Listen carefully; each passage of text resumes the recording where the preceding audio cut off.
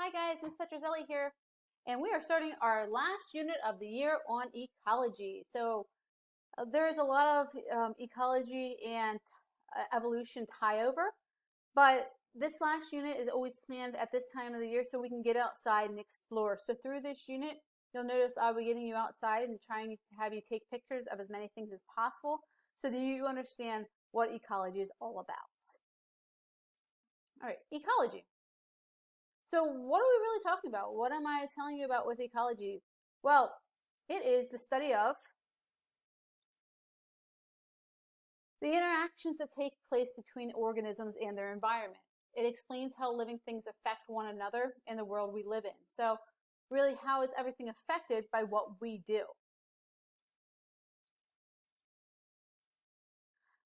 If you've ever heard this story, it's from Dr. Seuss and it's called The Lorax. A couple years ago, they came out with another version of The Lorax, a movie, and it's a fantastic one. And this story, The Lorax, is all about ecology. Dr. Seuss really wanted to show about the ecological problems through this book, and he did a fantastic job. So if you haven't heard of it before, these are these things called the trufflet trees, and everybody wants the trufflet trees. And this man is the onceler. And you can make up a lot of analogies as to today's problems in the world, that we have a lot of things that are like trufflet trees that everybody wants.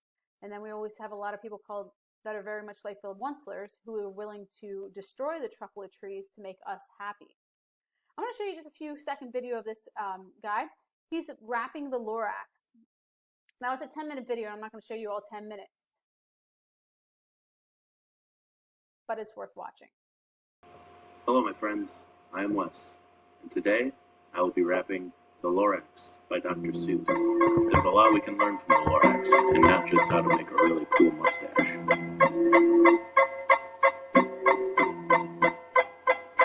At the far end of town where the grickle grass grows and the wind smells slow and sour when it blows, and no birds ever sing except Case of the Lorax video. If you've never heard of the story of the Lorax, I would suggest you going and watching it, because it really shows you today's ecological problems. Maybe you watched this video when you were young, or maybe you read the book when you were young, but you really didn't get the deeper meaning. There is a huge meaning that today we are using up all the trufflet trees. We are using up all of our natural resources for our own selfish need. So in the story, they make the trufflet trees into scarves and all sorts of things called sneeds, and sneeds were things that everyone feel like they really needed, but do we really need them, and at what cost are we damaging the planet by needing these needs? Well, this is what ecology is all really about. It's about examining what we are doing to the world around us. So this week's discussion question is, what is one ecological problem facing the world today? And what is one innovative solution to the problem that someone is trying? So really get out there and think, well, what is a problem with today's, and then think about something cool that someone's doing to try to solve it. Now, Emma McGuigan sent me a message about a Galapagos Islands problem that of endangered species of the blue-footed booby. Now, Emma, you can definitely use that. Go ahead and talk to about the socks that people are trying to sell to raise money for the awareness. So there's so many ideas. This is called Mr. Trash, and this is down in Baltimore, Maryland, a place that many of you have probably been, but you probably didn't see this.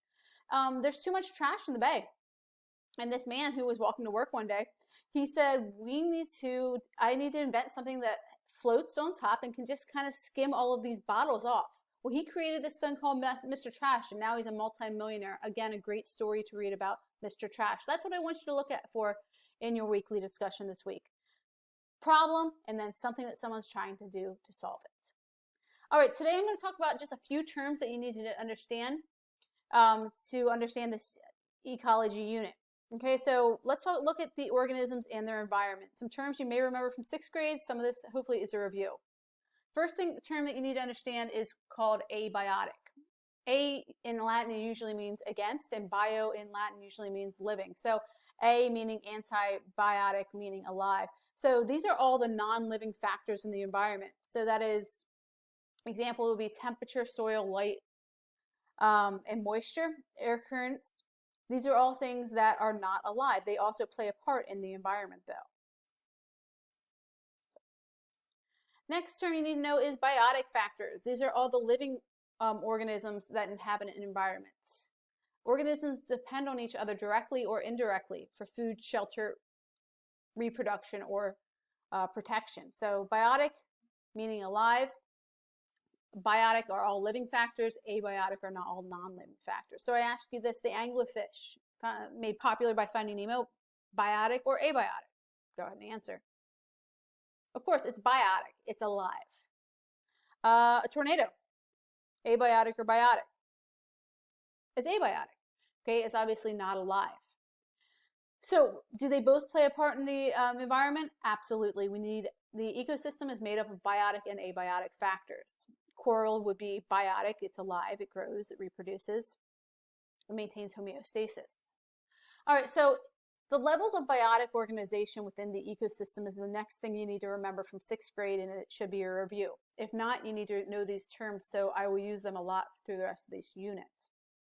The first thing that we need to understand is, what is an organism? Well, when I say an organism, it's an individual from a population.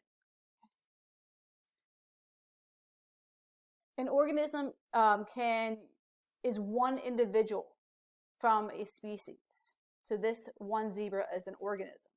Now, the next thing you need to understand is the second level of organization within biotic factors in an ecosystem is a population. Now, a population is all the individuals of one species living in the same area that are able to interbreed. So all these zebras that may be living in one place in Africa, they are a population of zebras. One zebra is an organism. Many of them all living in the same space that can interbreed is a population. Third level of organization in the ecosystem is the community. A community is all the populations of different species that live in the same place and interact. So you can look here, what would make up this community? Well, we have zebras, we have wildebeest, we have trees, we have grass, all right? All the different populations of just the living things make up a community. And that leads us to our last level of organization. It's called an ecosystem. Now, an ecosystem is communities, so all the living things and now all the abiotic factors that affect them. So community plus the abiotic factors make up an ecosystem. So if I ask you what the level of organization here, including the abiotic factors, you might say ecosystem. Okay, so we were talking about all the living and non-living things. Just looking right at Simba, he would be an organism. Simba, Mufasa, oh, and I do not remember her name, the mother. Well, they would make up a population, okay? Those are the same species all living in the same area. What level of organization, if you take out all the abiotic factors, so if we're just talking about the antelope, the zebra, the giraffes, the elephants, that would be a community. If I asked you if this rock and this water was biotic or abiotic, hopefully you would answer abiotic. All right, so this is our activity today, and I want you to be able to identify all these different factors within the ecosystem. You will go on to Google Docs and you'll see a document that has a bunch of headings. So I want you to find an abiotic factor. I want you to find a biotic factor, an organism, a population, a community, and an ecosystem. Now you can do this in many ways. You could take a picture of them, really get out there, use your phone, take a picture. You could look at a movie, like I just showed you The Lion King, and I picked out an organism, I picked out a population, I picked out a community. Feel free to pick out a different movie. Don't use The Lion King. All right, I want you to be able to identify all the factors and all the terms for the ecology unit. All right, guys, I hope this was clear. Miss you guys. I will see you later.